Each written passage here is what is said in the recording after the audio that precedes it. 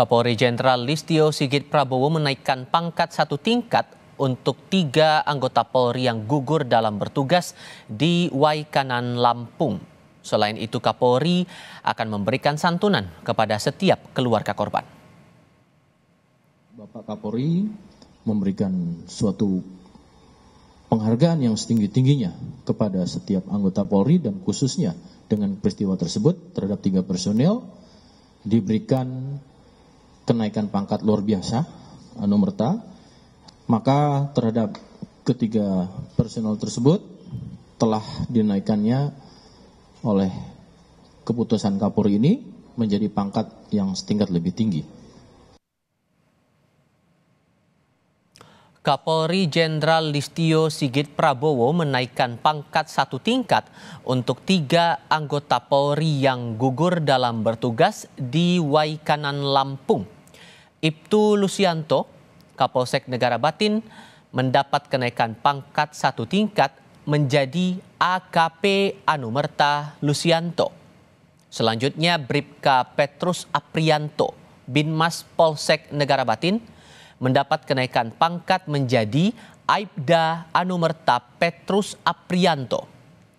Nama berikutnya Bribta Galip Suryaganta, Bintara Satreskrim Polres Waikanan, mendapat kenaikan pangkat menjadi Bribtu Anumerta Galip Suryaganta.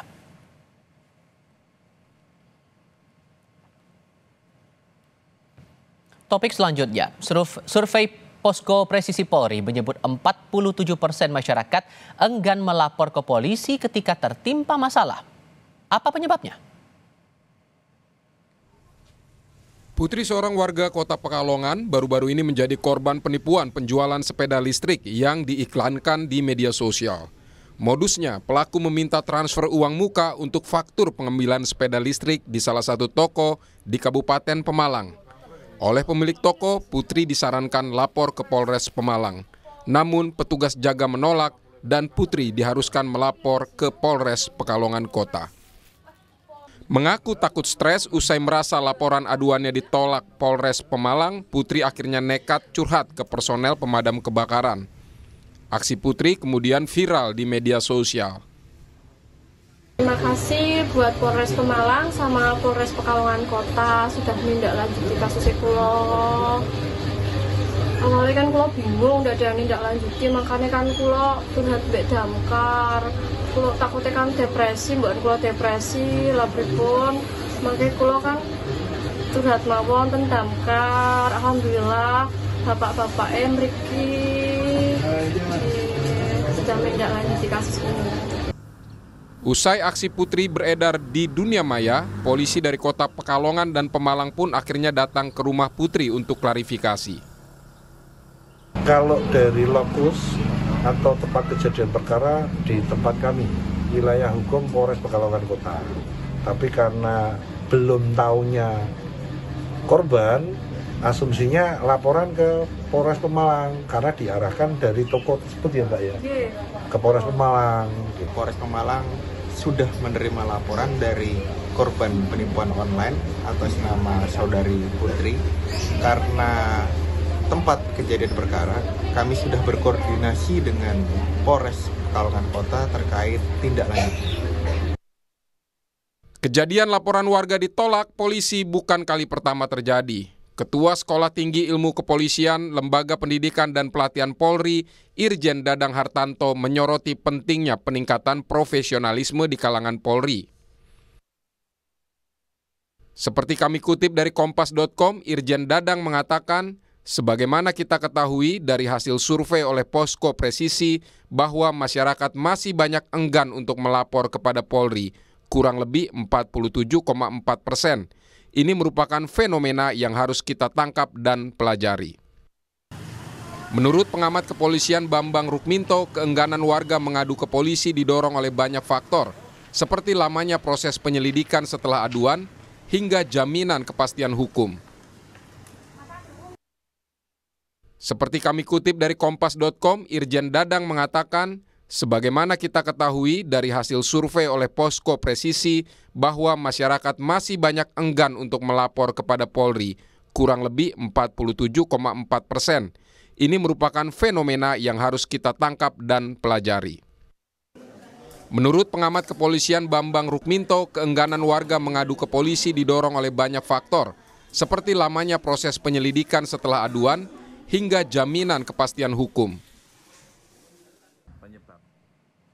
Ketua STIK Lemdiklat Polri mengatakan sebanyak 47,4% warga enggan lapor polisi jika ada masalah. Lalu ada apa dengan pelayanan Polri sehingga seperti apa juga solusinya untuk memecahkan masalah ini? Kami akan ulas bersama Guru Besar Universitas Bhayangkara yang juga penasihat ahli Kapolri Hermawan Sulistyo dan Ketua PBHI Julius Ibrani. Selamat malam semuanya. Selamat malam. Terima kasih sudah bergabung bersama kami. Ada yang sudah mengadu, Prof. Kiki, tapi ternyata tidak dilayani. Ada beberapa juga yang mengaku lamban proses hukumnya sampai ke kepolisian. Jadi menurut Anda ini yang bikin orang enggan lapor polisi itu karena itu atau ada faktor yang lain juga kalau dari analisis Anda? Ada berbagai faktor ya. Mulai dari sebetulnya pengadunya mengada-ada gitu ya. Saya ngalami banyak kasus yang seperti itu gitu. Sampai memang dia dijahatin oleh oknum polisinya gitu. Jadi itu rentangnya lebar sekali ya. Orang ngadu gitu kan. Ngadu, untuk mengadu dia udah dengar nih misalnya dari orang yang mengalami sendiri atau katanya polisi dipingpong aja. Itu kalau kasus-kasus perdata tricky satu. Kalau kasus pidana misalnya pelecehan seksual, misalnya yang lain, itu juga tricky. Kenapa? Ada pihak lain yang terlibat. Jadi misalnya antara yang dilaporkan dengan yang dilapori, orang yang dilaporkan dengan pelakunya itu, jadi ada para pihak, bukan hanya satu pihak, misalnya seseorang atau sekelompok orang melawan negara. Gitu. Nah, kalau ada beberapa pihak seperti itu akan sama-sama berusaha merapat pada polisi untuk untuk ditangani sesuai dengan kepentingan mereka. Oke, nah, kalau pertanyaan begini, sorry saya potong Prof. Kalau pertanyaannya, apakah ada masalah di bidang SDM atau sistem dari pengaduannya nih yang membuat akhirnya warga enggan melapor seperti ini?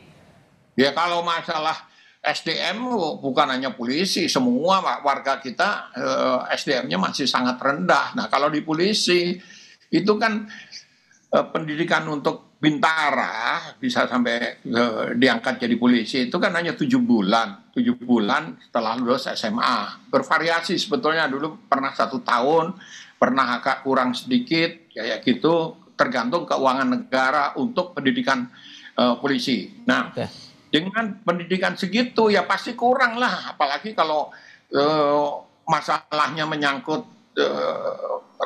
teknis, keahlian teknis seperti penggunaan internet dan sebagainya.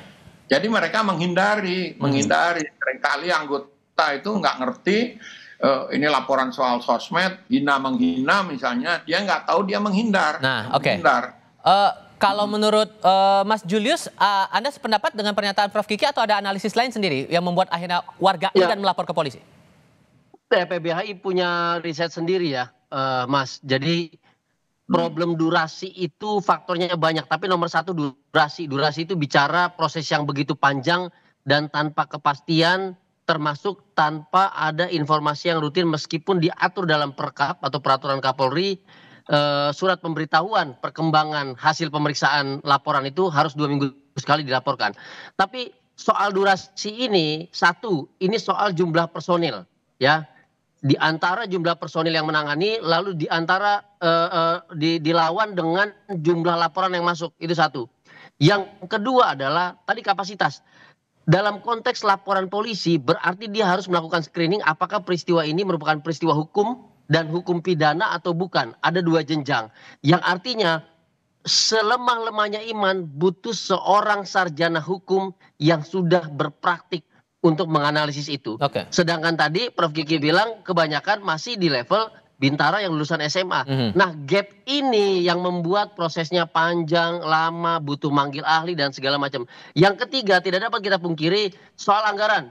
Itu penting. Apabila kita mau ada pemeriksaan yang cepat, kemudian scientific evidence based dalam pemeriksaan, maka kita butuh anggaran butuh ahli dan butuh alat. Kita tidak punya semua itu. Makanya proses lama dan masyarakat enggan untuk melapor gitu. So kalau dengan beberapa catatan tadi, akar masalah mana yang harus kita selesaikan dan solusinya bisa dalam jangka pendek, jangka menengah atau jangka panjang? Kita lanjutkan lagi diskusinya di segmen berikutnya. Usai jeda berikut.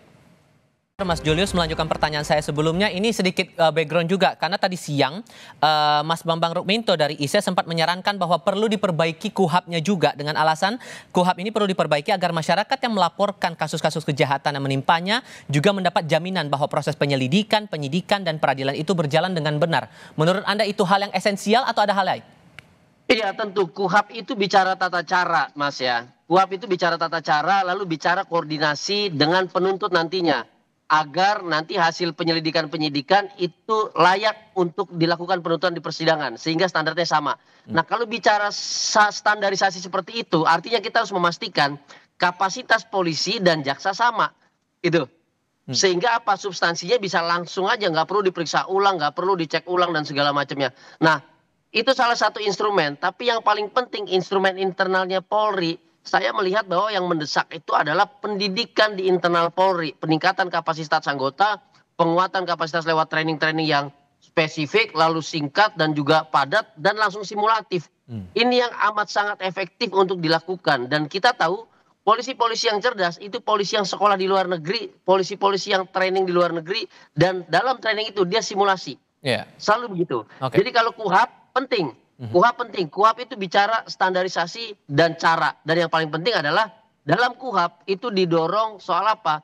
Soal kepastian hukum. Setiap berapa lama harus diperiksa, setiap berapa lama durasinya harus naik statusnya. Artinya kerja-kerjanya targeted. Meskipun dalam situasi tertentu ada kesulitan-kesulitan yang tidak mungkin dilampaui. Nah ini yang membedakan antara KUHAP prosedural tadi dengan kapasitas internal. Oke, ditambah lagi kan kita menghindari agar jangan sampai terulang lagi tagar-tagar no viral no justice, Prof Kiki. Kemudian bahkan ada yang belakangan bilang lapor ke Damkar aja deh gitu.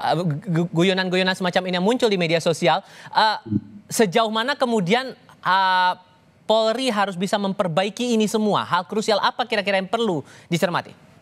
Ini gini ya, ini terutama berkaitan dengan fungsi penegakan hukum dari polisi.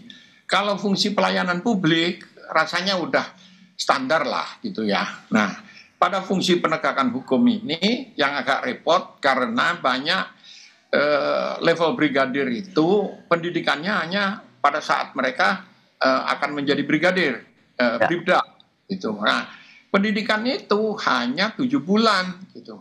Pernah 1 tahun, pernah juga 5 bulan seperti itu. Itu sama sekali tidak memadai untuk memahami liku-liku aspek hukumnya. Nah, ada skema ideal kalau mereka dikirim ke luar negeri. Kendalanya adalah satu, bahasa. Pernah ada program untuk pengiriman bukan level brigadir, tapi level perwira, perwira remaja. Dari Akpol itu langsung dikirim ke luar negeri supaya tidak terkontaminasi oleh senior-seniornya dalam hal-hal yang buruk. Apa yang terjadi? Jarang sekali yang lulus bahasa gitu. Bagaimana dia dikirim ke Inggris tapi bahasa Inggrisnya TOEFL-nya di bawah 400. So poinnya apa itu Pak? Poinnya apa berarti? Adalah skema untuk pendidikan yang jangka menengah, jangka panjang. Itu ada kendalanya. Nah, yang lebih masuk akal adalah skema jangka pendek, training tadi disebut training singkat 2 minggu sampai 1 bulan. Training itu dan kalau menurut Mas Julius singkat saja, apakah ini akan tercapai dalam waktu dekat? Kalau trainingnya training singkat, pelatihan singkat itu bisa tercapai. Tinggal Pak Kapolri fokus dan targeted untuk mendorong hal tersebut. Kalau mengubah sistem pendidikan itu panjang.